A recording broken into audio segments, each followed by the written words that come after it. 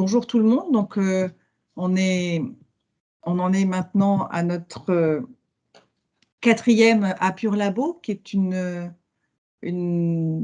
petite chose, je dirais, qu'on a inventée dans le cadre de l'Observatoire de l'économie parisienne. C'était notre rendez-vous prospectif dont on a essayé d'imaginer qu'il pourrait donner la parole à beaucoup de personnes qui travaillent à leur façon, je dirais, dans leur champ, sur cette idée de c'est quoi la nouvelle économie, c'est quoi l'économie des villes, c'est quoi la production, c'est quoi la ressource dans les années à venir.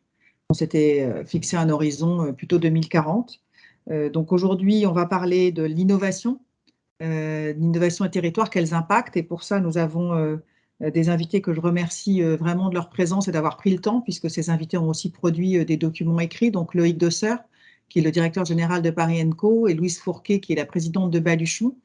Et côté Apure, nous avons Émilie Moreau, qui est donc directrice des études sociales et sociétales, qui nous présentera l'Atlas des lieux d'appui à l'innovation que nous avons fait paraître en décembre dernier.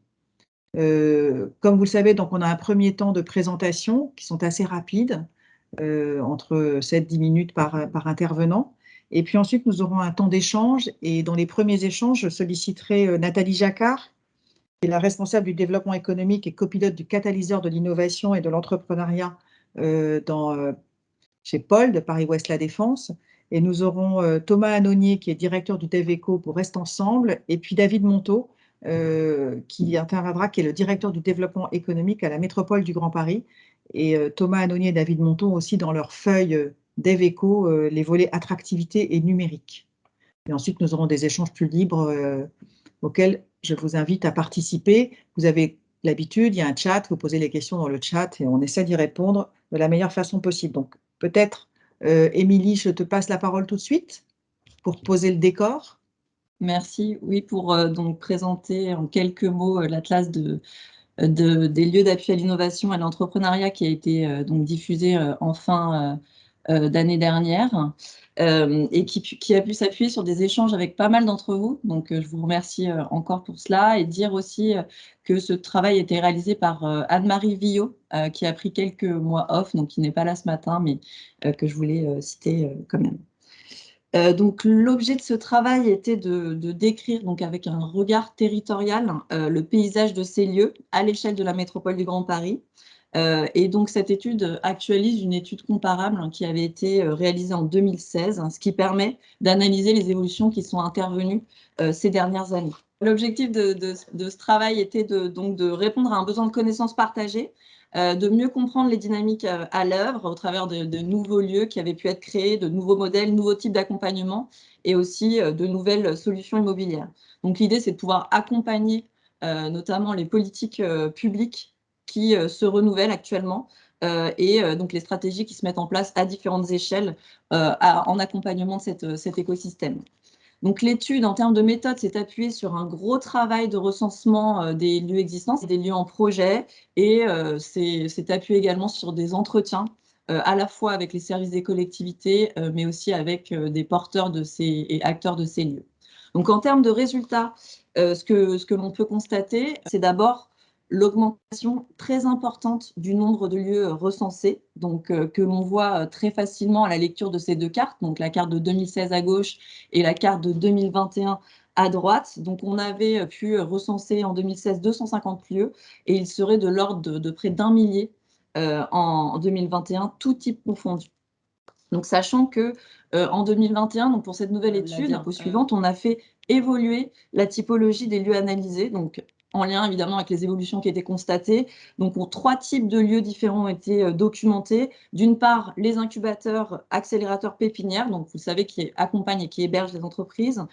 D'autre part, donc les espaces de travail flexibles qui peuvent héberger également et qui permettent d'accueillir de nouvelles façons de travailler. Et puis les lieux hybrides et tiers-lieux, en retenant pour cette étude que les tiers-lieux ayant une dimension entrepreneuriale. Donc quelques chiffres très rapidement. Sur ces 1000 lieux, on a à peu près donc plus la moitié, 57% qui sont implantés dans Paris, et donc 43% sur le reste du territoire métropolitain. 1 sur 2 qui est un espace de travail flexible ou un espace de coworking. 1 sur 4 qui est un incubateur, une pépinière, un accélérateur, et 1 sur 8, un lieu hybride. ou tiers-lieux. Donc très rapidement sur ces différentes typologies, donc la première partie présente les lieux d'innovation par grande famille, avec ici la géographie des tiers-lieux entrepreneuriaux, avec une petite trentaine de ces lieux qui ont été recensés à l'échelle métropolitaine. Donc ce sont des lieux qui offrent souvent des réponses à des besoins locaux ou métropolitains, qui intègrent aussi des partenariats qui permettent une mixité de public et d'usage, avec, à côté des projets entrepreneuriaux, des projets qui intègrent une dimension souvent plus sociale ou culturelle. Des synergies qui sont créées entre ces différents partenaires et acteurs présents sur les sites, et des lieux aussi qui sont confrontés à la disponibilité des sites et du coup qui s'installent souvent dans le cadre d'occupations transitoires et de projets temporaires. Ce que l'on observe aussi en termes de tendance, c'est des lieux qui se structurent en réseau et qui essayent de développer de plus en plus une mesure de leurs impacts au travers, par exemple, de communes mesures, donc qui a été développée par Plateau Urbain. La deuxième famille donc, de lieux correspond aux lieux de travail flexibles, parfois collaboratifs, mais pas toujours dans les faits. Et donc, c'est la famille de lieux qui a connu la plus forte progression sur la période. Plus de 500 de ces lieux ont été recensés en 2021. Donc, on peut voir sur la carte que cette géographie est très fortement concentrée. Donc, ce sont des lieux qui interrogent assez largement l'immobilier entreprise, mais aussi plus globalement les nouveaux modes de travail. Et en termes de tendance, ce que l'on observe, c'est une segmentation des offres avec d'un côté des grands réseaux type WeWork, donc très concentrés dans les quartiers d'affaires, et de l'autre des réseaux plus alternatifs avec des géographies différentes. Et on observe également l'arrivée de nouveaux acteurs sur le marché, comme les hôtels avec l'offre Vojo. Troisième famille, donc, qui correspond aux structures plus classiques, entre guillemets, donc les incubateurs, accélérateurs et pépinières, donc un écosystème qui est également très concentré là, au cœur de l'agglomération parisienne. On compte 190 structures en 2020 contre 110 en 2016, donc une croissance qui est notamment portée par Station F, hein, qui compte pour elle seule donc 28 programmes. Et donc, au niveau au-delà du nombre, ce que l'on observe en termes d'évolution, c'est une évolution dans leur structuration, avec plus de structures portées par des acteurs privés, des entreprises, des associations ou des écoles et acteurs de la recherche, et donc en tendance moins de structures portées par des acteurs publics, donc ce qui interroge aussi le rôle des structures des collectivités locales. Et puis on a des structures donc, qui sont souvent thématiques, avec une tendance à la diversification des marchés ciblés, et souvent des objectifs, ou en tout cas de plus en plus des objectifs d'impact positif qui sont de plus en plus affichés. Alors, la deuxième partie de l'atlas présente ces lieux regroupés, donc ces trois familles, ensemble, en les déclinant en termes territoriaux et géographiques, ce qui permet de mettre en évidence donc, les interactions entre ces lieux, donc, qui existent déjà ou qui pourraient être développées, donc avec la possibilité, au travers de ces infos croisées, de construire de nouvelles synergies ou partenariats. Donc 3 exemples, hein, vous avez ces déclinaisons à l'échelle des quartiers de la politique de la ville, qui comptent une soixantaine de lieux d'innovation aujourd'hui. Et ce que l'on peut constater, c'est intéressant, c'est qu'au niveau des projets de lieux, on a une plus forte proportion ces projets qui sont implantés dans le quartier, donc qui montrent une forme de dynamique dans ces territoires. Une autre déclinaison territoriale, se permet de visualiser les lieux à l'échelle des quartiers de gare hein, du Grand Paris Express. 125 lieux, ils sont déjà implantés, ce qui représente 13% du total, avec un poids parmi les projets qui est là aussi un peu plus important, donc 19% des projets qui y sont localisés. Et puis un dernier exemple de déclinaison, donc à l'échelle des secteurs du projet, qui accueille, c'est la carte de droite qui accueille 125 de ces lieux. En complément, donc il me reste juste 2 diapos, donc des déclinaisons thématiques qui sont proposées autour de quelques entrées que vous voyez ici, donc les lieux d'appui à la culture, à la santé, ou encore les lieux qui peuvent être vus comme portant donc, un impact positif, donc qui montrent ces entrées thématiques, là encore, des géographies spécifiques et des synergies possibles. Ce sont des extractions qui peuvent évidemment être déclinées sur d'autres sujets. Voilà, en résumé, donc, pour terminer, quelques éléments donc, pour dire que les évolutions qui ont pu être analysées dans cet atlas montrent donc, d'une part une forte progression, donc, avec un écosystème qui fait désormais largement partie du paysage, donc à la fois du monde du travail et de son immobilier. On a des évolutions, on l'a vu, en nombre, mais aussi en contenu, avec une plus grande diversité d'acteurs, une plus grande diversité et hybridité des lieux. Ce qui complique d'ailleurs le travail de catégorisation et d'analyse. On a pu voir qu'en termes qu'au niveau des acteurs, donc les collectivités sont au cœur du maillage et permettent finalement d'assurer une couverture territoriale complète en apportant des réponses, notamment des réponses, combler les trous dans la raquette et puis répondre aux besoins du territoire ou de quartiers en particulier. On a des espaces qui sont utilisés pour ces lieux qui révèlent une grande diversité des lieux occupés et aussi un potentiel pour les lieux inoccupés ou sous-occupés. En fait, je ne l'ai pas montré, mais l'atlas comprend tout un ensemble d'images de ces lieux au travers des 3 familles qui ont été commentées. Et ce que l'on voit, c'est qu'on a à la fois une très grande diversité et aussi une banalité des espaces qui sont investis, ce qui peut souligner tout le potentiel pour un certain nombre de lieux inoccupés ou sous-occupés aujourd'hui. On a enfin, pour terminer, on l'a vu, des opportunités ou accélérations possibles au travers de sites en projet, avec notamment des synergies ou des nouvelles programmations qui peuvent être imaginées en lien avec les projets d'aménagement et en particulier en pensant, tout particulièrement aux projets donc dans les quartiers de gare du Grand Paris Express. Voilà, donc cet atlas est disponible sur le site de la PUR en téléchargement, donc n'hésitez pas à aller le consulter pour avoir plus d'éléments et d'informations. Merci Émilie, il a été réalisé avec de très nombreux partenaires, puisqu'évidemment, et beaucoup d'entre vous sont présents, donc je ne vais pas tous vous citer, parce qu'évidemment, comme d'habitude, quand on cite des personnes, on en oublie. Donc, quand même, merci à tous. Et cette dynamique, elle est extrêmement impressionnante, parce que même si on souhaite n'en retenir le verre à moitié vide, on pourrait dire 500 dans Paris, etc. Mais au-delà du nuage de points concentrés dans l'hypercentre, ce qui est très, très intéressant, c'est qu'on voit beaucoup de points disséminés partout. Et cette dissémination, elle n'existait pas en 2016. Donc, pratiquement toutes les collectivités aujourd'hui disposent de lieux dans lesquels on peut imaginer œuvrer différemment. Et donc, Loïc, j'en profite pour te passer la parole, puisque justement, tu voulais nous faire un point sur l'effet Covid sur les entreprises innovantes à Paris, mais surtout sur les liens entretenus par les territoires avec l'innovation, qui est en fait aujourd'hui, je dirais, ta deuxième grande séquence de développement. Tu nous rappelleras ce qu'a fait Paris & Co et comment c'est né, et puis aujourd'hui, ce que vous entreprenez avec plusieurs collectivités, avec ces fameux quartiers d'innovation urbaine, qui pour toi sont l'interaction entre justement le projet et l'entreprise. Merci Dominique, bonjour. Alors, je ne vais pas faire d'exposé sur Paris & Co parce que je crois que beaucoup de personnes le connaissent déjà. Et puis, je vais prendre le biais, mais c'est habituel, même par rapport à l'étude, ne pas rentrer dans ce qui a été rédigé par les équipes. Et du coup, j'en profite pour remercier les équipes de la PUR qui ont fait un énorme boulot. Et puis, mes propres équipes, dont Elsa qui est présente ici, qui ont contribué effectivement à remonter des données. Vous remercier, te remercier Dominique pour ta confiance parce qu'effectivement, ce travail d'observatoire, ça fait plusieurs années qu'on l'a engagé ensemble, où on apporte à la fois on coopère avec vos capacités d'analyse et puis notre capacité à produire des contenus et des métriques. Et ça nous est précieux, effectivement, dans le boulot qu'on engage, où on est parti vraiment du cœur de Paris. Et aujourd'hui, dans le travail avec la métropole, avec de nombreux territoires, on peut développer nos savoir-faire au bénéfice, je l'espère, effectivement, de ces différents territoires. Donc, dans l'exposé que je vais vous faire, alors, je vais quand même vous partager, j'ai quelques petites slides, mais moi, je ne mets pas de carte à l'écran, je laisse ça à la PUR. Voilà, j'espère que vous voyez ça. On a vu que tu avais pris un parti très arty. Totalement. Écoute, voilà, j'avais une vocation ratée d'être artiste, j'ai fait de l'économie, ça ne m'a pas mené à forcément une grande création.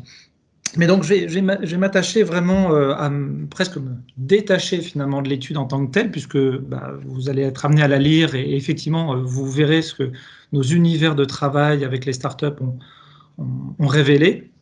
Et donc, m'attacher en jouant de certaines caricatures, ça m'est un peu habituel, j'aime bien prendre le contre-pied de certaines choses, à placer l'innovation et ceux qui la font dans un ordre qui va nous sembler pertinent. Montrer que nous sommes sortis d'un schéma très descendant, vertical, pour entrer dans des dynamiques aujourd'hui beaucoup plus horizontales sur ces questions d'innovation territoriale. Je viendrai ensuite essayer de cadrer ces notions d'impact et de territoire. J'aime bien effectivement trouver des définitions. C'est aussi peut-être un biais que j'attrape progressivement à force de travailler avec la PUR, où il faut réussir à faire rentrer les termes dans des cases, et puis poser quelques références, quelques exemples pour illustrer tout ça. Évidemment, tout mon propos est basé sur l'expérience de Paris & Co, pas uniquement, mais quand même focusé beaucoup dessus, dans l'exploitation de grands lieux d'innovation, essentiellement à Paris et à la Défense. Et je vous prie de m'excuser parce que ça entraîne inévitablement des biais de lecture de par les spécificités du territoire parisien au regard du reste particulier de la métropole. J'espère que dans 3 ans, on sera en mesure effectivement de refaire cet exposé et de l'illustrer par des exemples beaucoup plus profonds vécus par Paris Senco au-delà du périphérique. Hop, les slides, si elles veulent bien s'enchaîner. Bien souvent, pour parler d'innovation dans les territoires, il m'est demandé de parler de start-up. Aussi, ce que je vous propose, c'est d'écarter d'entrée de jeu ce biais introductif, de ne pas céder à cette tentation de la start-up comme une réponse finalement à l'innovation. Elle n'est pas l'alpha et l'oméga de nos problèmes. Je vais essayer de m'en expliquer. C'est toujours paradoxal de ma part. Je dirige Paris Senco, qui est considéré comme un des plus grands programmes d'incubation de start-up en Europe. Mais voilà, le propos d'aujourd'hui n'est pas de focuser sur les startups, ce n'est pas de faire naître plus de startups, c'est de mobiliser l'innovation au service du territoire. Le fondateur de startup, de nombreux talents, dont l'un qui est celui de détecter une problématique, puis de proposer une réponse. La sienne, celle qui va lui permettre de développer son entreprise au regard de sa propre vision et de la mission qu'il s'est donnée. Il va donc avoir à cœur de convaincre les autres que la problématique à laquelle il répond est également la leur. Il doit faire émerger des besoins visibles et invisibles pour pouvoir réussir. Petit exemple, la surabondance de trottinettes n'a pas fait de Paris une ville innovante, comme toutes les autres villes d'ailleurs victimes de cet afflux de trottinettes. On est vraiment dans un objet qui est arrivé par quelques entrepreneurs. Ça répondait de façon indirecte à un besoin, et encore que ce besoin, finalement, ils ont réussi à le provoquer très fortement. Et on a subi cette forme d'innovation. C'est une caricature, j'en conviens, qui est un peu facile, mais finalement, l'entrepreneur est un apporteur de solutions à des problèmes que nous n'avions pas forcément. Les territoires et, à mes yeux, d'une façon générale, l'ensemble des acteurs publics doivent sortir d'une posture qui était assez paternaliste, visant à aider ces jeunes entreprises en recherchant à tout prix une solution pour les aider à grandir, une solution, profit d'une attitude aujourd'hui que j'aimerais être plus mature d'expression des besoins du territoire, qui peuvent passer par du test in vivo, in situ, comme les conduit dans les programmes d'expérimentation avec Paris Senco, d'achat public d'innovation et de nombreux outils aujourd'hui à disposition. Donc vraiment sortir d'une attitude où je veux aider la jeune entreprise à grandir, ça c'est une attitude de développement économique direct, à une attitude d'expression des besoins. Je ne vais pas oublier le rôle clé de ces jeunes entreprises dans le sujet, on y travaille suffisamment quotidiennement, mais ce biais étant trop souvent présent, voilà, je préférais l'écarter. Je vous propose de penser systématiquement à la finalité de l'innovation, pas à l'innovation comme une finalité. Et pour moi, c'est vraiment, j'allais dire, ma thèse principale, c'est ce retournement, repenser la finalité des choses et ne pas regarder l'outil au début. Nous garderons à l'esprit aussi que cet écosystème start-up, son incroyable capacité à développer des solutions à fort niveau d'impact, pourvu que la demande soit à l'auteur, que l'exigence des acheteurs publics et privés tire cette énergie créatrice vers des réponses positives. De plus en plus d'entrepreneurs s'engagent aujourd'hui avec de véritables convictions pour créer des entreprises à impact, dont le service ou le produit sert un développement harmonieux de la société, et nous pouvons nous en réjouir. Dans l'étude que vous avez entre les mains ou sous les yeux, vous pourrez voir que combien ces jeunes entreprises sont à la fois résilientes et force de proposition pendant et après une crise. Nous l'avons vécu sur ces 2 années, et ça, c'est d'une certaine façon un autre sujet. La tentation start-up, et oui, désolé, il n'y a pas de carte, ou celle de l'incubateur répondait trop souvent à une logique de communication. Et vous noterez bien que je m'exprime au passé, les choses bougent, et c'est une bonne nouvelle, plein de bonnes nouvelles dans ce que je vais vous exprimer. L'incubateur, lieu d'émergence de jeunes entreprises innovantes, est un lieu d'identité, de création d'une valeur d'image, mais ça n'était que rarement un outil valable pour innover au service du territoire. Les entreprises qui y grandissent ne font que passer. Elles utilisent le bien et le service qui leur sont fournis pour ensuite s'envoler au terme du contrat qui les lie avec le lieu physique. Elles ont un contrat de service et locatif, et ensuite elles sont chez Paris Senco en moyenne, c'est 3 ans. Et donc c'est l'un de nos défis, c'est effectivement de faire que ces lieux aujourd'hui deviennent producteurs d'externalités positives pour un territoire. On est bien dans le schéma de l'œuf et la poule, et qu'il nous s'agit aujourd'hui de réussir à retourner les choses à l'échelle des territoires pour produire de l'innovation, pour utiliser l'innovation, pour produire une valeur de territoire. Il s'agit de savoir qui est l'émetteur et qui est le récepteur, qui est effectivement un poussin ou son œuf, qui définit le besoin et qui construit une réponse. Il s'agit non pas de tenter de trouver un problème à une réponse qui nous est proposée, mais de savoir quelle finalité nous voulons atteindre, et partant de là, de rechercher les solutions. Au-delà même du sujet startup, c'est un changement de paradigme complet qui est en cours actuellement. Ce n'est pas une vision pour le futur, c'est vraiment quelque chose qui est en cours aujourd'hui. Longtemps en France, on le sait bien, on est dans un pays d'ingénieurs, on est L'innovation était l'affaire finalement de sphères autorisées, d'ingénieurs, de chercheurs de très grands centres techniques, qui étaient supposés savoir un petit peu ce qui était bon pour tout un chacun. Et qui, dans la plupart des cas, nous apportaient une réponse de technologie, et ça a permis de faire émerger de très grandes réussites industrielles, mais c'est aussi pour corollaire de mettre de côté la nécessité d'impliquer chacun dans le processus d'émergence d'une réponse innovante pour garantir ensuite son appropriation. Je crois fondamentalement à l'éducation, à l'implication, pour éduquer les gens à l'innovation émergente, de façon à ce qu'ils se sentent copropriétaires finalement de la finalité de cette innovation. Ça a été très souvent oublié. Aujourd'hui, c'est l'enjeu des futurs lieux d'innovation. Nous sommes en train de passer de cette culture d'une innovation verticale descendante à une approche plus horizontale et participative. L'innovation peut être technologique, mais elle est aussi désormais organisationnelle, de service et de modèle économique. Il est intéressant de noter qu'il y a encore 5 ans, les aides à l'innovation en France étaient exclusivement réservées à des entreprises technologiques. Aujourd'hui, et Paris d'ailleurs a été une ville pionnière en la matière avec la création du fonds Paris Innovation Amorçage, ces aides à l'innovation portent aussi sur des innovations non technologiques. Quand nous parlons de territoire, nous pouvons partir également sur des champs très larges et nous disperser. Territoire administratif et donc politique avec sa temporalité liée à un mandat, le territoire de l'urbaniste ou du promoteur avec son raisonnement économique, celui de l'entreprise ou encore du citoyen, à chacun son territoire et tous vont se recroiser. Il nous faut définir notre territoire de travail, notre périmètre de mesure, en osant parfois dépasser les frontières pour nous adapter aux réalités socio-économiques, à celle de l'impact, à l'échelle d'impact de notre projet. Sans cette exigence de définition, toute analyse d'impact est vouée à l'échec. Donc on pourra toujours parler d'impact, mais si on n'a pas cette base-là, de toute façon, nous n'y arriverons pas. L'innovation par nature, elle impose l'évaluation. On a besoin d'avoir l'état de départ, les états intermédiaires et d'itérer dessus de façon à atteindre un état final. Donc cette mesure, cette démarche de progrès ne peut pas se faire si nous n'avons pas posé le cadre initial et donc défini le territoire. Pour nous, j'en reviens encore à Paris Senco, désolé, je vais beaucoup parler de Paris Senco, on essaie d'avoir une approche très pragmatique et opportuniste. Et on utilise le lieu physique comme un support d'incarnation d'un écosystème parfois aterritorial. Nous avons pris le parti de créer des univers d'innovation liés à des marchés, le sport, le tourisme, les industries créatives, l'alimentation et beaucoup d'autres, et les implanter dans des lieux choisis, mais pas toujours. Et puis, à partir de là, de les rendre attractifs pour une filière, mais qui n'est pas forcément installée sur ce territoire, puisque, comme je disais, parfois nous avons subi les lieux dans lesquels nous sommes installés. Le nombre des acteurs qui composent ces plateformes d'innovation ne sont donc pas spécifiquement liés au territoire géographique du lieu en question, mais les dynamiques de contenu que nous proposons créent une identité, une attractivité forte qui favorise leur venue.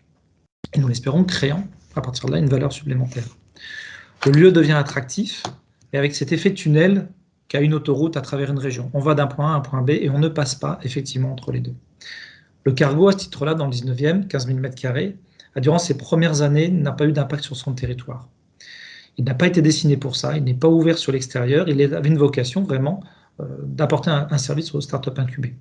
Aujourd'hui, en travaillant, en s'impliquant très fortement, par exemple, dans le territoire zéro chômeur longue durée de Rosa Parks, on ouvre cet immeuble, on crée des porosités qui vont, je l'espère, nous permettre d'avoir un impact territorial. Il en a été de même pour l'Urban Lab dans le 18e arrondissement, notre très grand site, où on a pu, grâce à un travail très fort avec la RIVP, modifier le lieu physiquement et travailler nos contenus de façon, en lien avec les maires du 18e arrondissement et tout un ensemble, tout le tissu associatif, ouvrir cet univers très tertiaire sur son environnement. Donc c'est possible de changer les choses, mais c'est très compliqué de le faire a posteriori. Ces lieux ont été pensés pour leurs occupants, sans préoccupation la plupart du temps, et c'était une vision des années plutôt 2010 et avant, contrairement à d'autres lieux qu'on voit apparaître aujourd'hui, voire des lieux plus anciens que l'on retransforme parce qu'ils ont un dessin plus horizontal, plus adapté effectivement à une ouverture sur l'extérieur et à la création de ces externalités positives.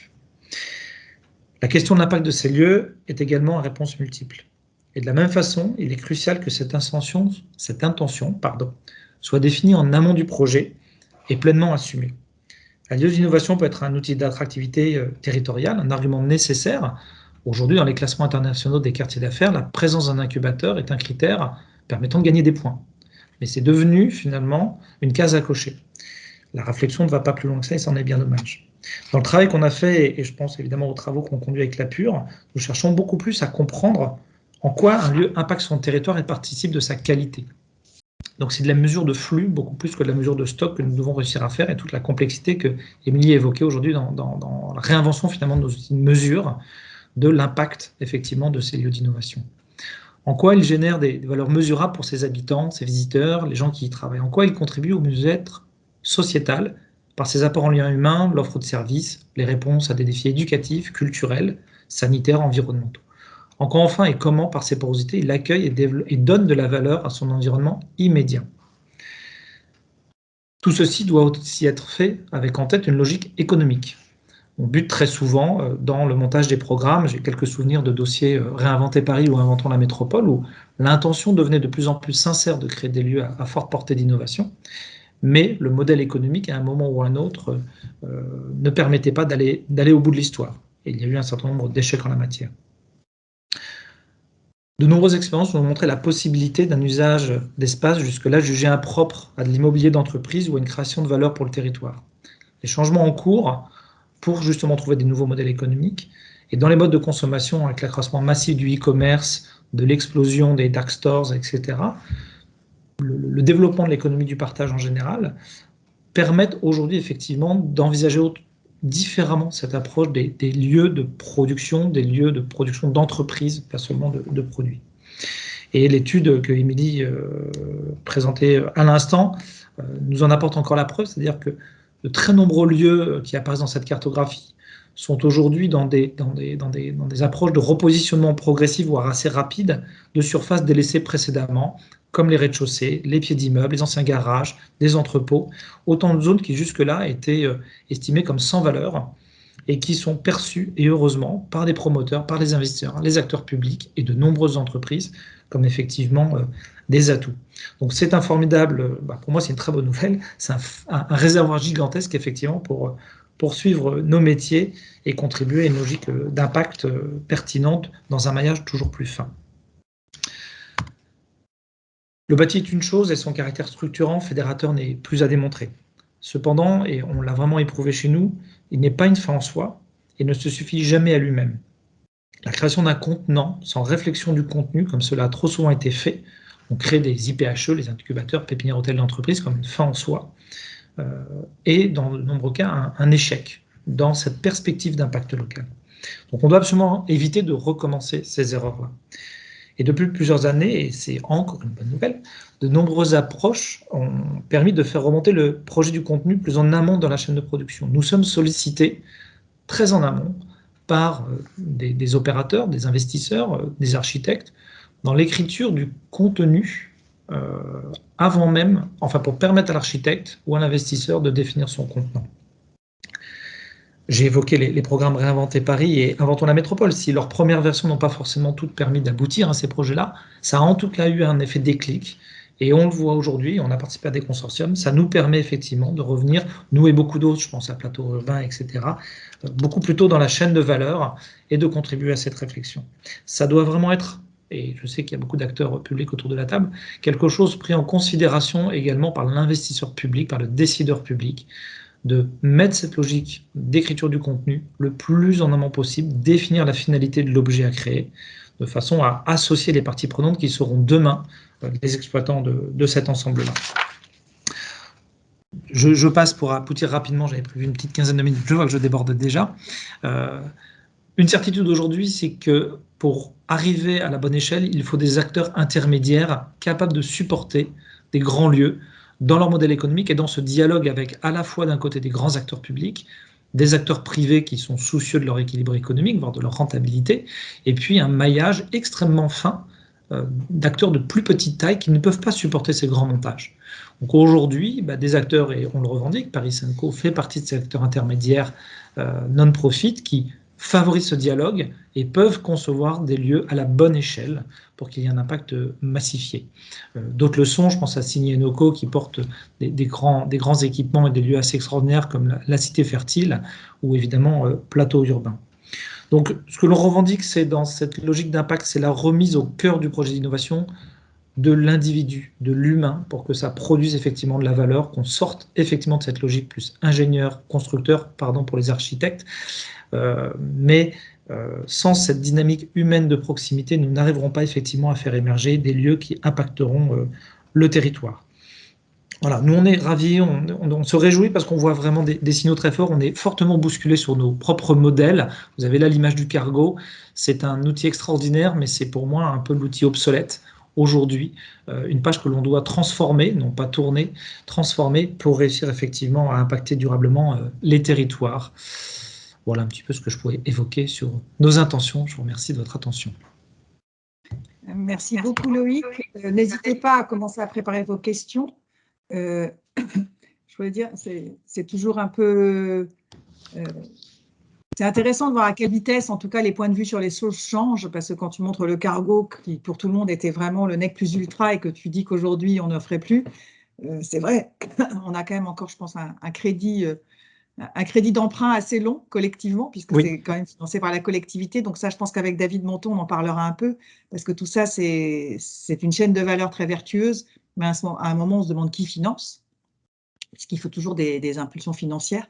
Peut-être on peut commencer à mettre la présentation de Baluchon et de Louise Fourquet, pour que je ne prenne pas trop de temps entre les deux. Autrement, moi aussi, je vais être très, très bavarde et ce ne sera pas une innovation.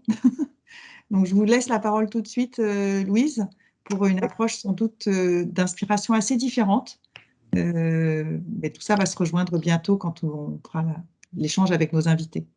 Oui, merci beaucoup. Bonjour à tous. Il y a beaucoup de choses qui résonnent entre la présentation d'Émilie et celle de Loïc. Alors, merci beaucoup. Pour moi, c'est très inspirant aussi. Et il faudra que je pense à répondre sur la question du territoire d'innovation et sur la question du financement. Mais d'abord, je vais vous présenter d'où je parle. Moi, je suis Louise Fourquet, je suis cofondatrice de Baluchon, que je préside aujourd'hui, qui est un ensemble, si on peut passer, je ne sais pas si j'ai la main. Non, j'ai pas, voilà. Un ensemble de plusieurs entreprises sociales qui ont diverses formes que je vous présenterai tout à l'heure, qui s'est créé en 2012 en Seine-Saint-Denis avec beaucoup d'ambition.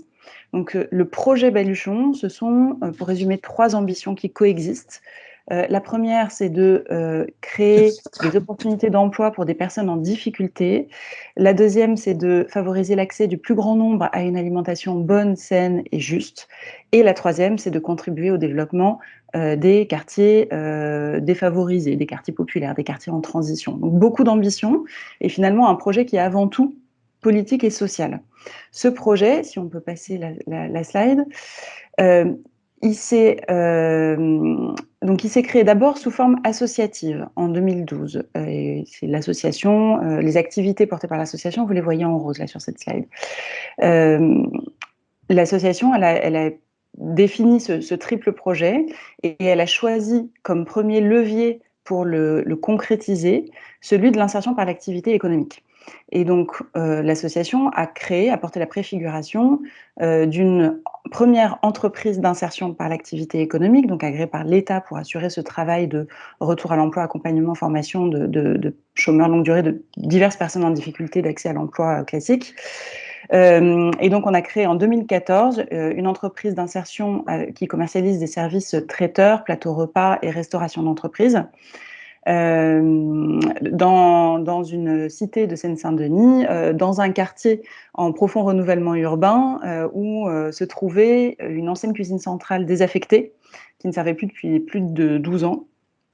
Et dans laquelle on a pu s'installer. Je pourrais vous en dire un peu plus sur les modalités de ça si vous le souhaitez. Et donc on est sur Reste Ensemble, dans un quartier de Seine-Saint-Denis. On a créé cette entreprise d'insertion qui, en 2019, qui est une année de référence plus lisible que les 2 années Covid qu'on vient de passer, employait 70 personnes et faisait un chiffre d'affaires sur la production et les services alimentaires durables de l'ordre de 3,6 millions. Et donc un double engagement avec cette première entreprise d'insertion, l'insertion par activité économique bien sûr, et l'alimentation durable avec le recours à des produits bruts, des produits frais, non transformés, donc le travail du produit de A à Z et pas de surgélation dans nos cuisines, donc avec un vrai engagement aussi produit et la priorité aux produits locaux. Après cette première entreprise d'insertion, on a créé une deuxième qui s'appelle le RADI, pour Restauration Anti-Gaspillage Double Impact Social. C'est un projet coopératif, puisqu'il est coopéré par Baluchon et par Emmaüs Défi en Île-de-France. Et donc, il vise à assurer la restauration de centres d'accueil et d'hébergement d'urgence qui peuvent financer ce service d'aide alimentaire par des crédits de l'État qui sont plafonnés à 4,40 € TTC, entrée, plat, laitage, dessert. Donc, c'est vraiment peu. Aujourd'hui, c'est un marché auquel peuvent répondre des gros acteurs industriels de la restauration. Et on a identifié un gisement de dons alimentaires non utilisés aujourd'hui, en particulier chez Métro. Donc, on va collecter des invendus de produits carnés, mais aussi d'autres types de produits bruts, des trains d'entrecôte, voilà, des viandes qui ont besoin d'être cuisinées, portionnées, avant de pouvoir être redistribuées aux associations. Et donc, on a cette entreprise d'insertion qui collecte des invendus de la grande distribution, les cuisine et assure la livraison aux clients que sont les centres d'accueil et d'hébergement d'urgence. Ça, c'est le RADI, deuxième entreprise d'insertion. Troisième entreprise d'insertion, on a un tiers-lieu hôtelier à Montreuil qui s'appelle la Maison Montreux. On est dans le Haut-Montreuil, à 8 stations de bus du métro. Et on a repris sur sollicitation de la collectivité, sur appel à manifestation d'intérêt, un centre d'hébergement municipal pour en faire un tiers-lieu avec une capacité d'hébergement et donc une offre d'hôtellerie, une cantine et une très dense activité sociale et culturelle, puisque le lieu est coporté par l'entreprise d'insertion et par notre association qui assure un gros programme de lien social de proximité. Donc vous voyez que tout ça est quand même très intriqué.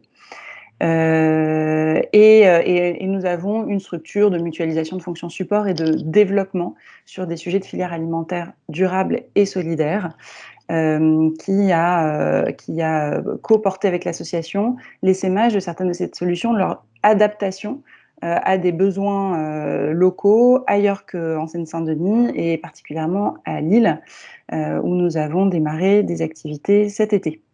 Donc à la fois une entreprise d'insertion et notre incubateur, puisque de la même façon que notre association s'est auto-incubée des entreprises d'insertion, on a été très vite sollicité par d'autres entrepreneurs sociaux de l'alimentation durable ou des habitants des quartiers populaires où se trouvent nos opérations pour les aider à créer leur propre emploi à partir de leurs pratiques culinaires formelles ou informelles. Et donc cet incubateur, il s'est créé en 2019, à nouveau dans un dialogue avec la collectivité et avec les acteurs de l'accompagnement généraliste de cet ensemble et de la Seine-Saint-Denis, pour apporter notre brique métier, alimentation durable et solidaire, pour ces créateurs d'entreprises qui sont de plus en plus nombreux. Et à Lille, on partage donc une cuisine professionnelle au sein d'un autre tiers-lieu qui réunit la ville de Lille et un acteur de food court d'événementiel responsable. Et donc, notre cuisine à nous professionnelle, elle est coopérée par l'association, son programme d'incubation, et par notre entreprise d'insertion qui se développe à Lille. Et donc, avec une double approche, insertion par l'activité économique et inclusion par l'entrepreneuriat. Ça fait beaucoup de choses, d'où la ruche. Si on peut passer, je voulais simplement vous parler de l'organisation juridique de tout ça, parce que chez nous, l'entrepreneuriat n'est que... la forme de l'entrepreneuriat doit répondre aux besoins. Donc, il y a tout un outillage juridique qui a beaucoup évolué, parce que là, la photo, c'est la photo 2021. Nous avons créé un fonds de dotation actionnaire cette année. Donc, pour récapituler, vous avez à droite l'association Baluchon, qui est à l'initiative de tout ce qui existe aujourd'hui et qui opère sous marque Baluchon, et qui a créé un fonds de dotation actionnaire, un commun, un outil de l'ESS, qui, par sa détention majoritaire de la holding Baluchon, sécurise le fait que le projet commercial sera toujours au service du projet politique et social qui a été défini par l'association. Et donc cette holding, elle est l'actionnaire unique de l'entreprise d'insertion Baluchon à table citoyen, qui a diverses activités, le traiteur traiteur, plateau repas, restauration d'entreprise et radis, qui est en fait un seul établissement, la Maison Montreux et notre établissement dans les Hauts-de-France. Voilà. Et à côté de ça, on a de façon très très marginale une petite activité d'investissement minoritaire dans certains projets qu'on a aidés à démarrer et où on prend des participations en tant que grand frère de l'alimentation durable et solidaire pour peser dans les discussions de board.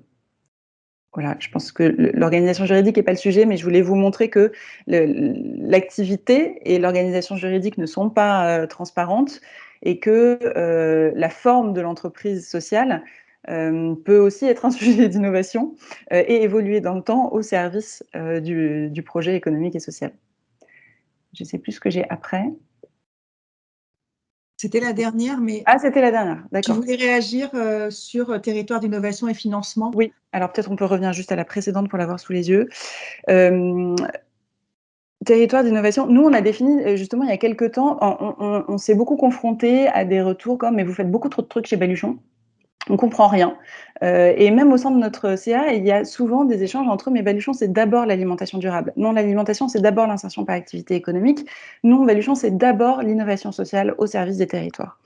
Nous, ce qu'on a défini, c'est qu'en fait, on est un espèce d'agent entrepreneurial qui intervient sur un territoire d'innovation. Et on intervient dans une dynamique, il faut qu'on ait une certaine triangulaire qui soit réunie pour que les conditions de notre action soient réunies.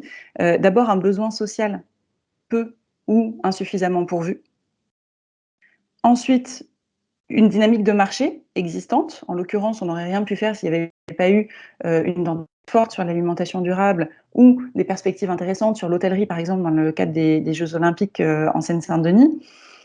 Et puis enfin, une politique publique encourageante, qui peut être celle de l'insertion par l'activité économique, par exemple, ou simplement les politiques publiques existantes sur un territoire en matière de solidarité, de développement économique, d'appui à l'entrepreneuriat et de transition écologique.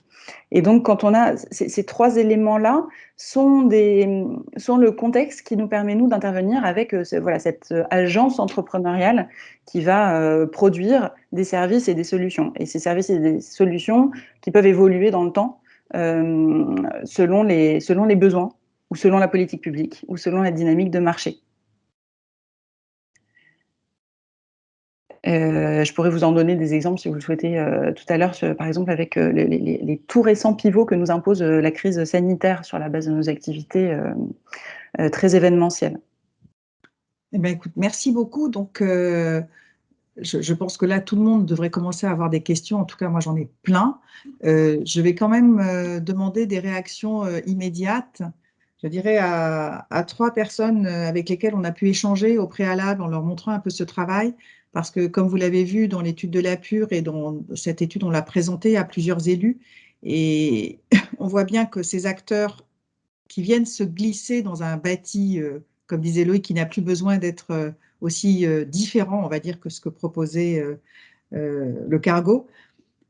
On voit qu'il y a là tout d'un coup des tas de choses qui se rejoignent. Alors, est-ce que c'est l'effet Covid? Est-ce que c'est le fait qu'on se pose des questions sur un certain nombre de valeurs de l'immobilier d'entreprise? Est-ce que c'est les questions des élus qui veulent avoir plus de liens de proximité? Est-ce que cette histoire de ville du quart d'heure? En tout cas, on voit arriver un certain nombre de choses qui convergent et dont vous avez montré les différentes facettes, je dirais d'une certaine façon, dans les 3 présentations. Donc peut-être Nathalie Jacquard, si vous souhaitez réagir à l'aune de la maison dont vous parlez, hein, puisque vous vous occupez du catalyseur dans le territoire Paris-Ouest La Défense, dans lequel on n'imagine pas toujours qu'il y ait les mêmes besoins que dans d'autres territoires de la métropole du Grand Paris. Mais cela étant, il y en a, puisqu'on le connaît un peu. Donc, à vous la parole pour une réaction. Oui, merci. Déjà, merci pour le travail effectué. C'est vrai que j'en parlais avec Émilie et Juliette. C'est intéressant aussi, nous, d'avoir un regard en fait extérieur sur ce que l'on fait et sur ce qu'on produit et comment on est aussi classifié en fait finalement parmi ces acteurs, parce qu'effectivement, on est souvent vu comme des ovnis, donc des fois, ça fait du bien de voir aussi qu'il y en a d'autres qui font des choses finalement convergentes avec ce que l'on fait aujourd'hui et qui produisent aussi et que ça fait partie d'un écosystème global qui produit beaucoup aujourd'hui de connaissances, de savoir et qui va permettre dans les années à venir finalement de répondre, j'en suis sûre, aux enjeux sociétaux qui sont les nôtres. Donc moi, ce que j'ai retenu en fait des interventions précédentes, c'est que le catalyseur de l'innovation et l'entrepreneuriat, finalement, il est au croisement de ce qui a été exprimé préalablement.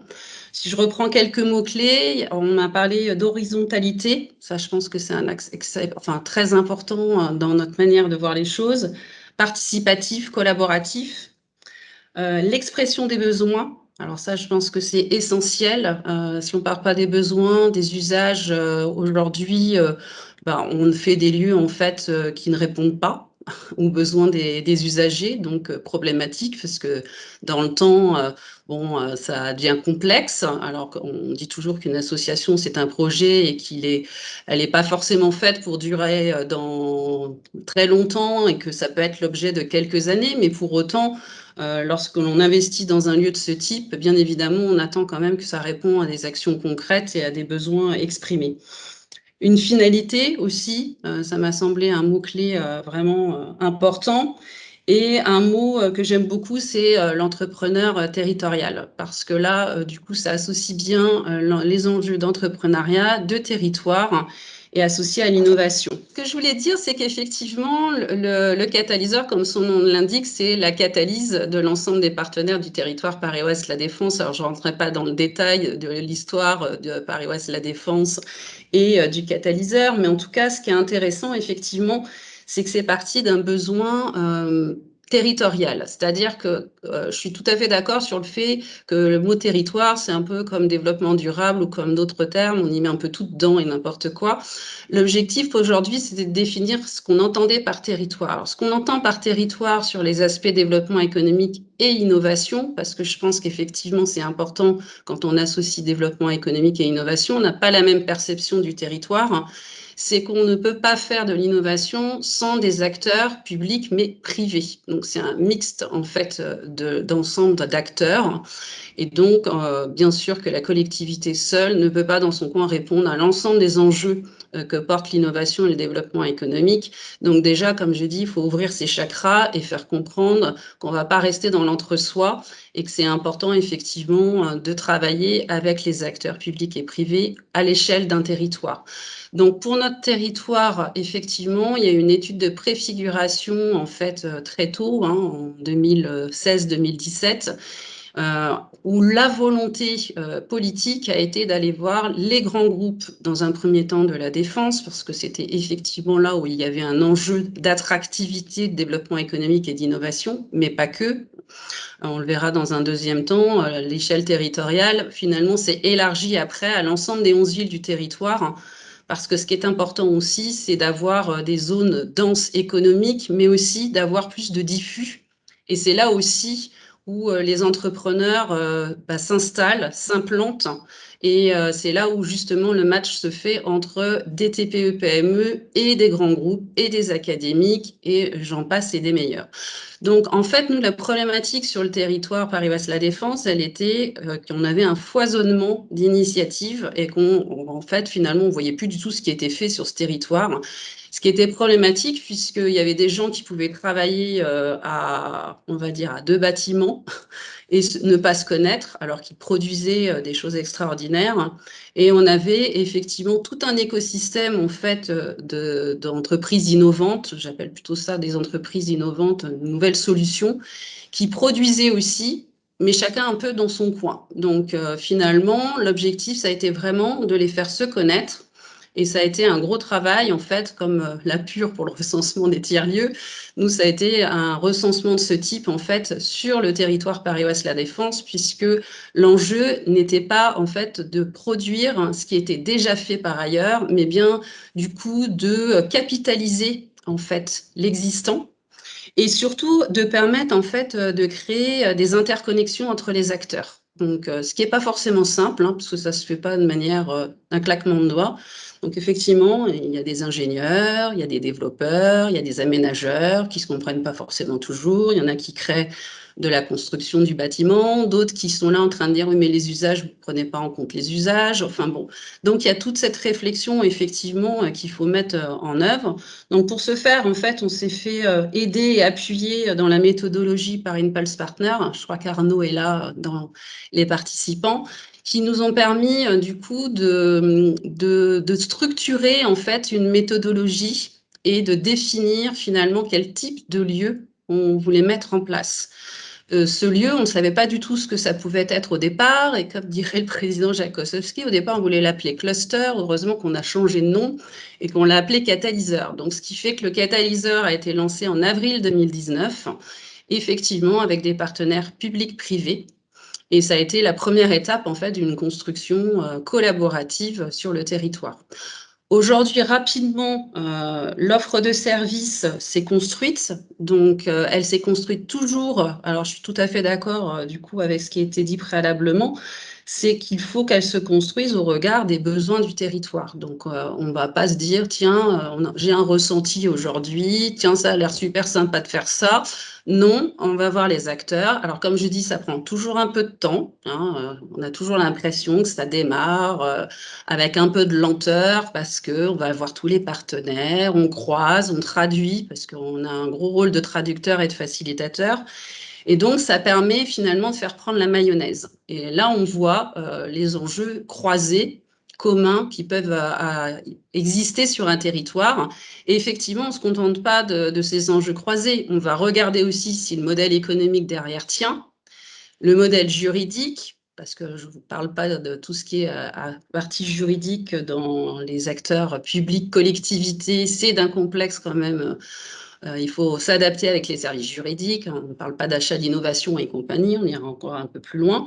Et donc, ce qui fait que du coup, effectivement, il faut tout travailler cet amont pour voir s'il y a une opportunité en fait de travail en commun et de marcher avec les entrepreneurs du territoire. Parce que je suis tout à fait d'accord, les entrepreneurs qui sont au sein donc de notre lieu base 11, qui fait partie du réseau du catalyseur à la Défense, ce sont des entrepreneurs qu'on appelle engagés. Donc engagés, ils ne sont pas consuméristes, ils ne viennent pas utiliser un système, ils viennent parce qu'effectivement, ils répondent avec nous à un besoin du territoire et ils sont à impact, et à impact véritable. C'est-à-dire, on regarde tout autant le projet, les aspects financiers, mais aussi la partie, je dirais, valeur qu'il porte et le profil de l'entrepreneur.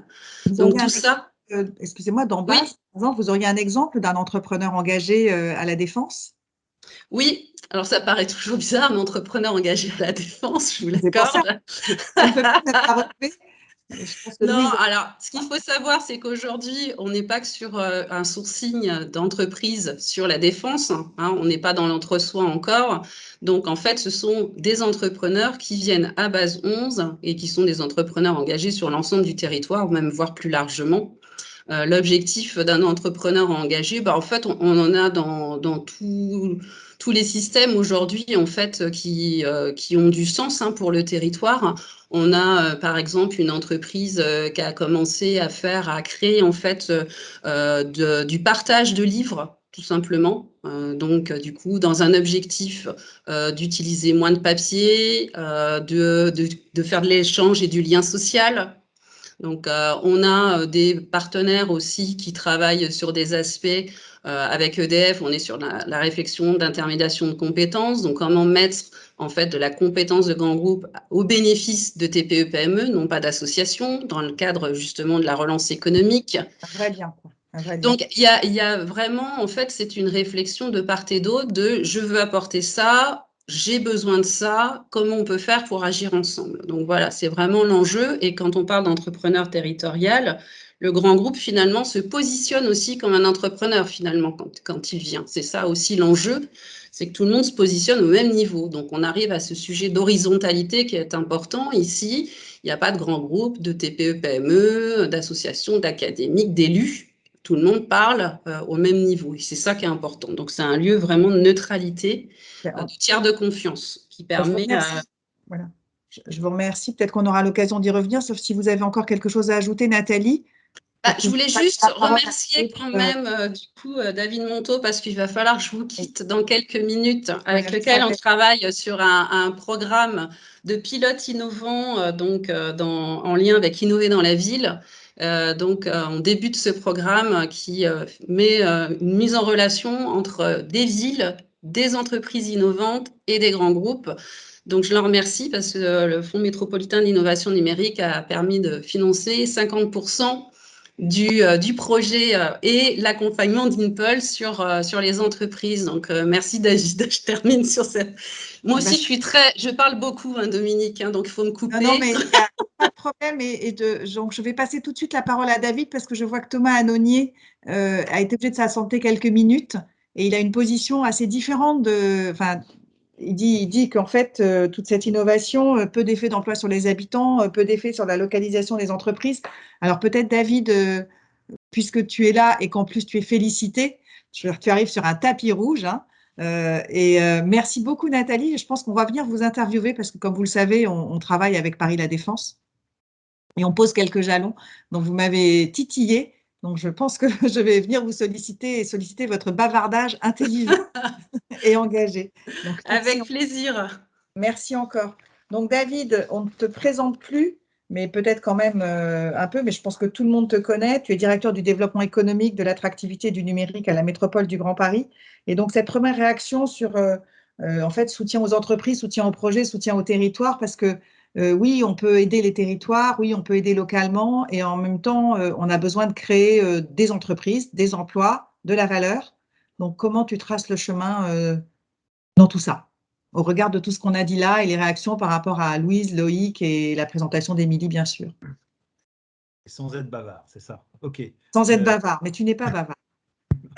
Merci de votre invitation, merci beaucoup. Et puis aussi de tout le travail que vous avez fait sur ce relevé finalement et d'observatoire des lieux d'innovation dans toute leur hybridation, diversité. C'est une des choses frappantes que Émilie a bien mis en avant, mais je pense que c'est intéressant, et surtout la diffusion sur des territoires où vous ne les attendez pas forcément. En fait, initialement, c'est vrai que c'était très concentré, donc c'est une problématique. Ce qui nous a beaucoup frappé, oui. Et de faire que maintenant, ça se diffuse, et je vais peut-être y revenir. Bon, en 2 mots, juste sur la métropole, parce que Nathalie a aussi tendu une perche sur Innover dans la ville. La façon, donc, nous, en tant que... Alors, métropole, hein, c'est grand, c'est même très grand, c'est comme le territoire, 7,5 millions d'habitants, quasiment 25% du PIB français qui est produit sur ce territoire, et sa caractéristique, c'est que c'est le cœur, c'est la zone urbaine dense, c'est peu ou prou le cœur de la ville. Et voilà, donc...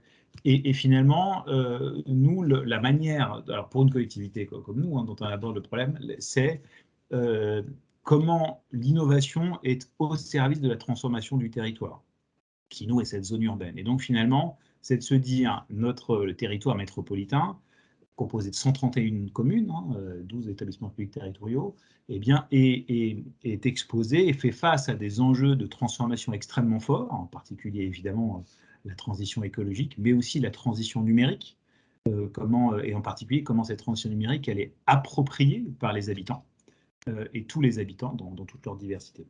Et donc face à cette transformation qui appelle des politiques publiques en matière de mobilité, en matière de lutte contre la pollution, en matière évidemment d'urbanisme fabrique de la ville, et bien finalement, puisqu'on veut accélérer ou accompagner une transition, ou la maîtriser, ça dépend de quelle manière on présente les choses, et bien pour faire ça, on pense que l'innovation, parce qu'il faut changer les pratiques, il faut changer les manières de faire, et bien l'innovation est une manière d'expérimenter, de montrer le chemin, peut-être de trouver des solutions ou des bouts de solutions. Alors, c'est pas tout, mais c'est extrêmement important. Et donc ça, c'est c'est l'approche qu'on a à la métropole, de se dire, donc à travers ce programme Innover dans la ville, qui est un programme fondamentalement d'accompagnement de projets d'innovation en lien avec des communes, avec le territoire. Et donc, et le sujet pour nous, c'est comment effectivement on stimule l'expérimentation, l'innovation, alors parfois avec des entreprises innovantes, parfois avec des associations, parfois aussi ces innovations à l'intérieur des acteurs publics, c'est comment je design des nouveaux services publics, comment je transforme la manière dont travaille par exemple une commune, avec des enjeux notamment de transformation numérique, mais je ne rentre pas plus dans le détail. Et après, notre sujet à nous, enfin le propre de la métropole, c'est sa grande taille. Et effectivement, l'enjeu, c'est comment une partie de ces innovations vont pouvoir se déployer à grande échelle. Donc à l'échelle métropolitaine. Et alors c'est à la fois une opportunité en particulier pour des entreprises, hein, parce que c'est tout l'enjeu de ces entreprises de croissance.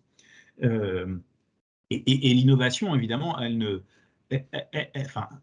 n'existe que si elle est déployée et déployée largement. Et c'est ça, en fait. C'est pas juste une idée, innovation, c'est pas juste une technologie. C'est qu'en fait, à un moment, il y a des gens qui l'utilisent ou des clients qui l'achètent et qui l'utilisent, et c'est ça qui transforme la pratique.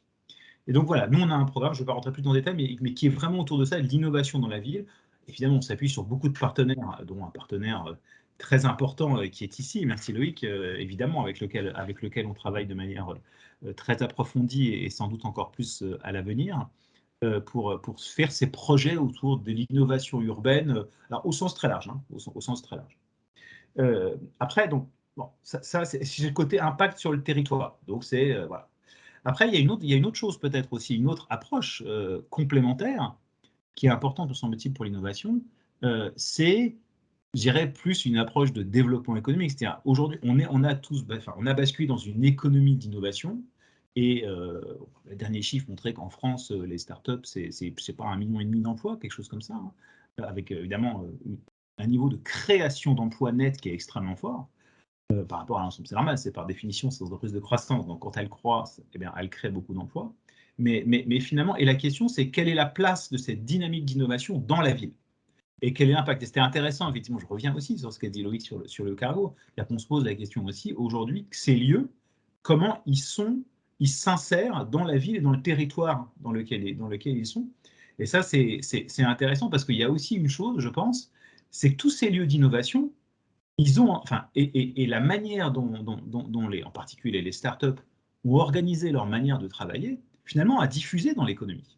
Et aujourd'hui, le télétravail, le remote, le plurilocalisation qui est dans l'économie générale maintenant, qui est même dans l'administration, c'est pour vous dire, c'est quelque chose. Et bien ça, en fait, ça vient quand même c'est des nouvelles modalités de travail et ça vient quand même des startups. Et c'est assez intéressant de voir que ça se diffuse. Et donc finalement, et donc on pose maintenant la question de l'hybridation de ces lieux. Et ça, effectivement, c'est important. Et je trouve qu'il faut trouver tout le sujet est de trouver à la fois des modèles économiques innovants. Je trouve que c'est ce qu'a montré Baluchon. Le fait d'avoir un montage, une organisation juridique innovante, c'est un modèle innovant et fondamentalement, c'est ça l'innovation. Hein. C'est trouver un modèle viable, évidemment, potentiellement qui scale, mais innovant. Et donc, cette deuxième question-là, elle est effectivement importante sur le côté quel impact un lieu, c'est pas exactement la même optique, hein, mais effectivement un lieu a, et comment il nourrit finalement le territoire autour de lui à travers, alors le dernier peut-être mot-clé pour pas en dire plus, mais qui me semble important, c'est cette notion d'écosystème. C'est-à-dire, par définition, l'innovation, c'est une dynamique d'écosystème. C'est-à-dire que c'est un moment, des acteurs, c'est des acteurs qui interagissent. Il faut évidemment des acteurs qui ont une culture entrepreneuriale. C'est intéressant, encore une fois, ce qu'a montré Baluchon, la manière dont vous le présentez, une agence entrepreneuriale, c'est un moment où aussi on accompagne, on crée de la culture entrepreneuriale, de la compréhension, de développement d'un modèle économique. Donc il y a cette culture-là, et c'est beaucoup d'interactions entre des entrepreneurs, des gens qui accompagnent, des gens qui travaillent dans ces entreprises, des gens qui les financent, des gens qui les hébergent, ces entreprises, mais peut-être aussi les restaurants dans lesquels les gens vont manger le midi, etc. Et donc cette notion d'écosystème, elle est très liée à l'innovation.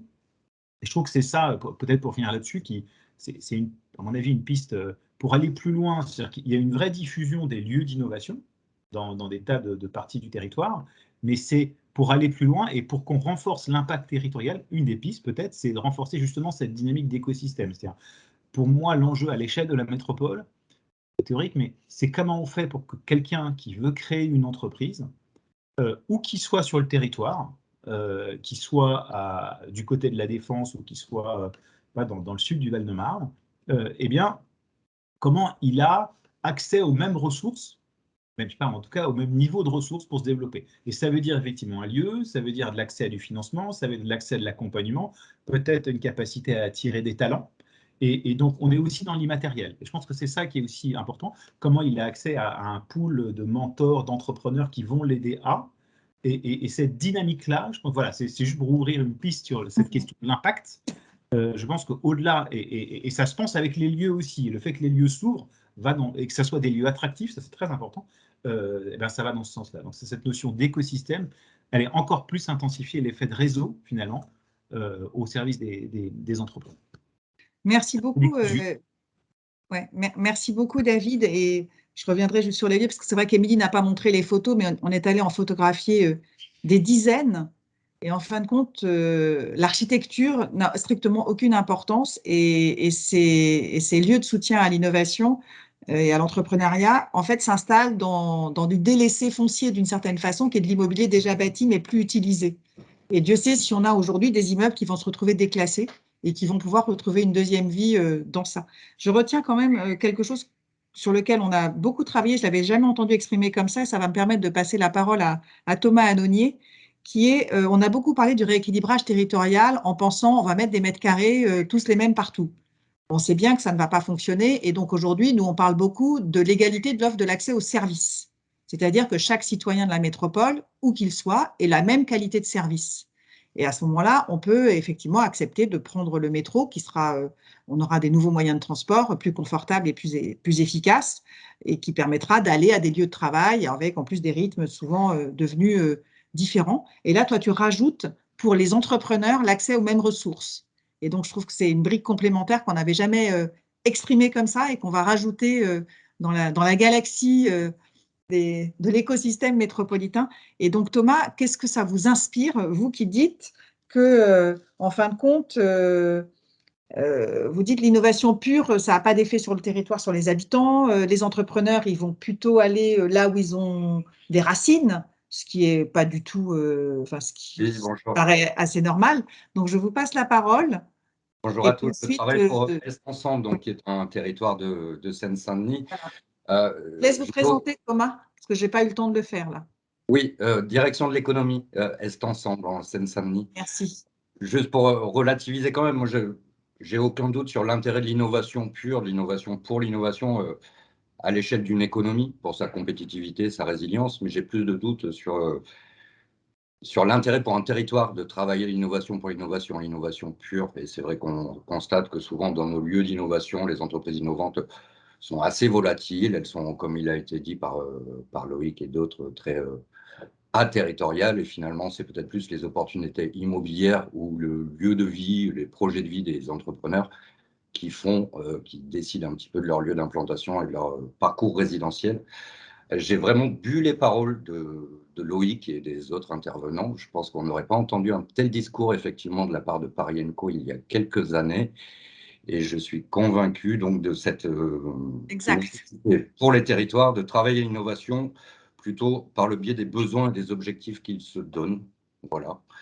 Donc, je ne vais pas être trop redondant avec ce qui était dit, mais je me pose surtout la question des leviers et des outils à la disposition d'un territoire pour travailler cette innovation, peut-être m'extraire un petit peu de la question des lieux d'innovation. Je ne pense pas que la question des financements soit vraiment centrale parce que le financement de l'innovation est déjà bien outillé par ailleurs et ça tombe plutôt bien parce que les collectivités n'ont pas beaucoup de budget non plus. En revanche, je pense que le territoire, ce qu'il a de mieux à apporter aux innovateurs et finalement son exclusivité, c'est le territoire en lui-même, en tant qu'entité géographique, en tant qu'espace public, lieu d'aménagement, d'urbanisme, avec une population qui a ses besoins, ses mutations, etc. Et donc vraiment, je pense que, enfin en tout cas, on travaille de plus en plus à cette démarche de proposer le territoire comme terrain de jeu pour les expérimentateurs, en orientant cette innovation vis-à-vis des objectifs et des besoins que nous nous sommes donnés. Et en ce sens, je suis très intéressé par les quartiers d'innovation urbaine de l'Urban Lab de Paris & Co. J'ai entendu Loïc qui parlait d'étendre la démarche au-delà du périphérique, et je m'en réjouis grandement. Il a parlé d'un horizon à 3 ans, mais si on peut travailler plus vite que ça, je pense que ça peut être très intéressant. Je ne vais pas être plus long. Je pense qu'en complément de ce territoire physique, on peut proposer aussi son volet numérique, c'est-à-dire tout ce qui est open data, et peut-être les territoires sont producteurs de données en tant que collectivité, mais également les citoyens, les grands opérateurs urbains de réseaux, de transport, etc. Et je pense que si nous étions en mesure de collecter, de centraliser, de mettre à disposition de tous ces données territorialisées, ça sera un pendant très intéressant aussi à ce terrain de jeu physique et humain dont je vous parlais.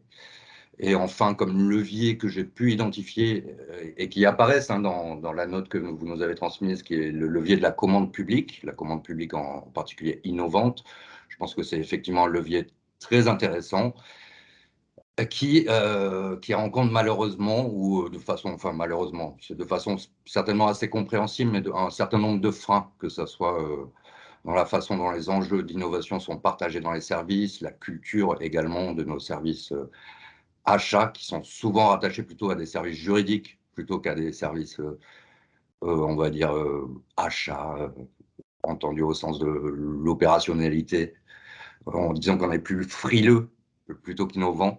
Mais je pense que cette commande publique est vraiment un sujet à creuser, mais qui nécessite vraiment, comme de toute façon la démarche d'innovation en général, un portage au plus haut, et le fait que l'enjeu de l'innovation soit partagé par tous et pas uniquement par un chargé de mission ou un service innovation, parce que si on travaille l'innovation tout seul dans son coin et que ce n'est pas partagé, sincèrement, et pour l'avoir vécu, on rame.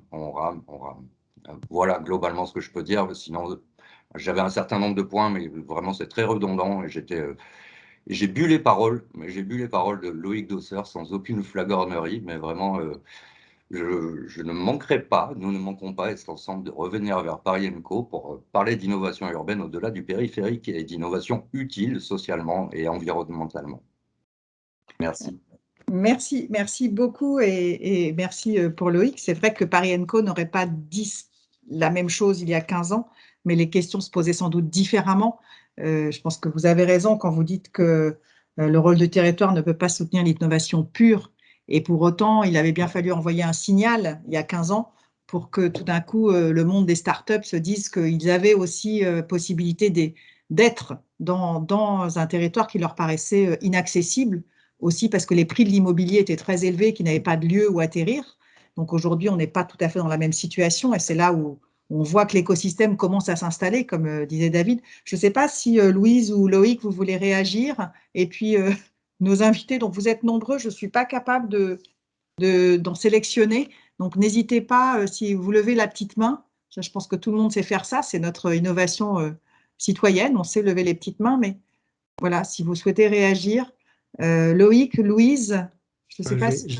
Je vais forcément, pour remercier Thomas, parce que quand on reçoit des brassées de fleurs comme ça, non, merci, et je me réjouis que ce message, discours, effectivement, qu'on veut porter aujourd'hui et qu'on va évidemment amplifier, résonne positivement dans les territoires tels qu'Est Ensemble, et j'espère avec d'autres. Mais oui, et comme tu le précisais, Dominique, toute l'action tournée autour de l'univers startup correspond à des périodes, correspond à des attendus à un moment ou à un autre. Et la période de la décennie précédente était vraiment… Enfin, je reprends la dynamique qui avait été impulsée par Bertrand Delanoë. On parle de choses impulsées même dans la décennie encore avant, qui était de refaire de Paris une métropole attractive par l'innovation et donc de repositionner Paris. 100 ans après, finalement, l'exposition universelle et la Tour Eiffel, Paris était sorti des cadrans, et de repositionner Paris dans le top 3 des grandes métropoles mondiales pour l'innovation. Et ce programme d'investissement immobilier qui a produit le Cargo, l'Urban Lab, Boussico et beaucoup d'autres, j'ai eu le plaisir de travailler aux côtés de Jean-Louis Missiquet à l'époque, avait vraiment cette vocation, et puis David, de son côté, à l'époque, patron de la French Tech, le portait à l'échelle nationale. Et tout ça a été construit sur un véhicule de communication très puissant, qui est l'univers startup. Et aujourd'hui, ce qui est chouette, c'est qu'on voit que ça a été, on est en période virale, extrêmement contagieux, et que ça a modifié un état d'esprit de l'entrepreneuriat au sens large dans la société française. Je prends très rapidement un petit exemple. Il y a 7 ans, je faisais des interventions à l'école des mines Je n'avais jamais de questions, alors j'étais probablement très ennuyeux, mais les étudiants ne me posaient pas de questions. Et un jour, j'en ai deux qui m'ont attrapé dans le métro et qui ont commencé à parler de leur projet d'entreprise. Je leur dis, mais attendez, moi, je dois y aller, il fallait me poser des questions en cours. Ils m'ont dit, on ne pouvait pas. On ne pouvait pas dire dans l'école des mines, nous, en tant qu'élèves et étudiants mineurs, que nous avions un projet d'entreprise parce que socialement, ça n'est pas possible. Nos parents ne l'accepteraient pas, nos profs ne l'accepteraient pas et les autres élèves ne l'accepteraient pas. C'était il y a 8 ans. Aujourd'hui, 50% des étudiants dans les écoles, pour la plupart, et pas seulement les grandes écoles, veulent avoir une dynamique entrepreneuriale, pas toujours créer une entreprise, mais avoir une dynamique entrepreneuriale. Donc en fait, le fait d'entreprendre aujourd'hui est devenu positif. Et ça aussi, pour moi, c'est une excellente nouvelle. Et le territoire de la Seine-Saint-Denis est un territoire extrêmement dynamique en termes de création d'entreprise. Et voilà, pour moi, c'est vraiment un des éléments de terreau sur lequel on doit réussir à travailler, apporter nos outils dans des logiques qui évoluent. Merci Loïc. Je voudrais, avant de passer la parole à Louise, que je vois là, qui a des trucs à dire, ça se voit, revenir sur, justement, Louise, vous nous avez montré une évolution juridique, une évolution aussi financière qu'a relevé David, enfin des structures. Je voudrais dire, à la Pure, on a entamé un travail avec le notaire Chevreux pour trouver les solutions juridiques sur les programmes hybrides, et en particulier ceux qui s'appuient sur l'hébergement d'urgence. Puisque, comme vous l'avez souligné, Louise, il y a en fait un financement de l'État pour offrir des services aux plus démunis. Et parfois, ce financement peut aider, dans un lieu mixte qui s'installe, à structurer aussi un bilan financier, tout simplement. Et donc, nous avons regardé avec l'équipe, le labo du notaire Chevreux et Michel Renet, on l'a publié, toutes les solutions juridiques existantes qui vous permettent, dans les territoires et partout, de mener des projets d'une manière différente. Donc, peut-être, David, il faudra qu'on te le passe aussi, parce que ça permet de se dire que dans notre monde où tout est assez normé quand même, hein, Loïc, même si il y a des choses qui ont été inventées pour faire des chemins de traverse et l'innovation les utilise beaucoup, elles restent encore bloquées par le montage financier, le montage juridique. Et nous, on l'a regardé aussi du côté, par exemple, des permis de construire. Comment on s'installe dans un bâtiment existant sans que ça coûte une fortune et qu'on puisse y recevoir du public, quoi, tout simplement. Donc, ça fait partie des choses qu'il faut regarder pour que le territoire métropolitain soit accueillant avec, je dirais déjà, un truc qui est cher, parce qu'à chaque fois qu'on a regardé les questions d'innovation, tous les entrepreneurs disent l'immobilier, c'est notre point faible. L'arc de l'innovation, c'est ce qui a été exprimé par toutes les entreprises qui voulaient se créer. Ça reste l'élément cher. Et donc, sur cet élément-là, les collectivités ont souvent beaucoup de possibilités d'accompagnement. Louise.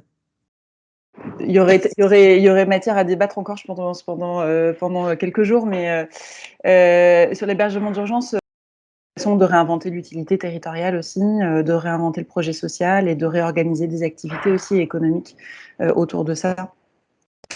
Je voulais simplement réagir sur la question de qu'est-ce qu'on peut faire et des leviers. Et je pense que il y a un message important que j'avais envie de transmettre aujourd'hui, c'est accompagner, favoriser l'installation des entrepreneurs sociaux, des entrepreneurs de territoire. Chez CORAS, qui est la Fédération des structures d'insertion, on s'appelle des entreprises d'utilité sociale territoriale, par exemple. Accompagner la création, l'installation de ces entrepreneurs, c'est super.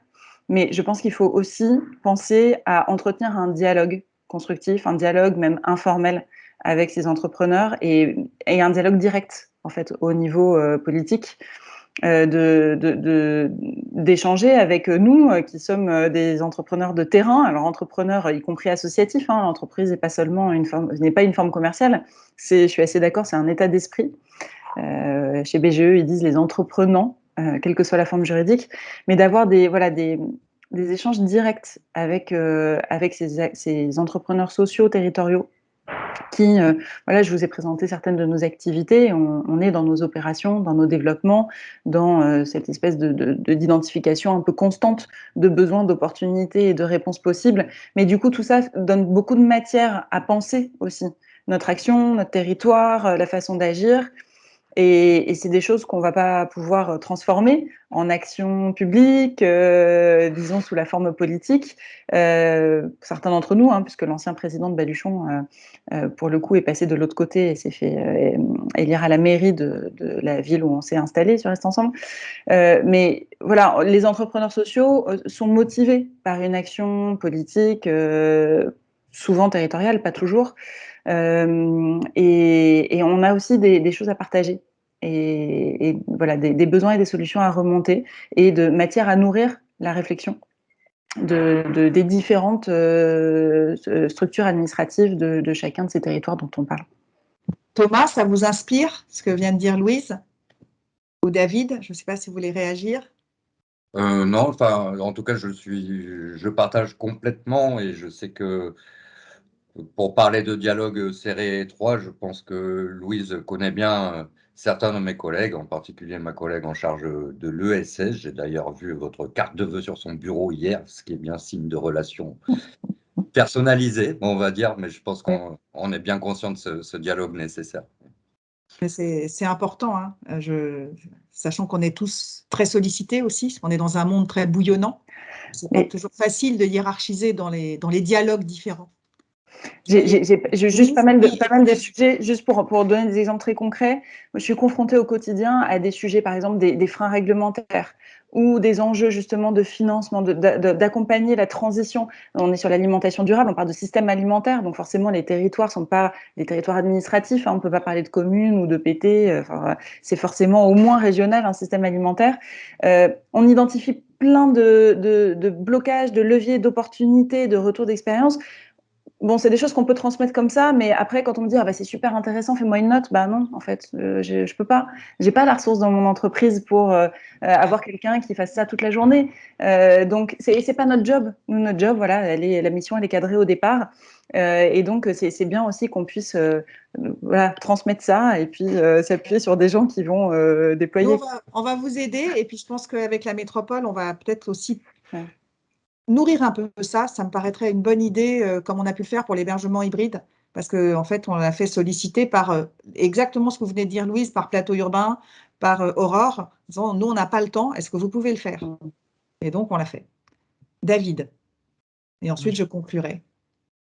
Oui, juste en fait, peut-être un moment, je crois que c'est Thomas qui l'a dit, que l'innovation était, avec une certaine, alors je caricature évidemment, était aterritoriale, mais moi je crois le contraire. Je pense que l'innovation, en fait, c'est fondamentalement, comme c'est cette logique d'écosystème, c'est beaucoup de l'interaction entre les acteurs, et en fait, c'est un vrai ancrage. Alors après, il y a la question du périmètre.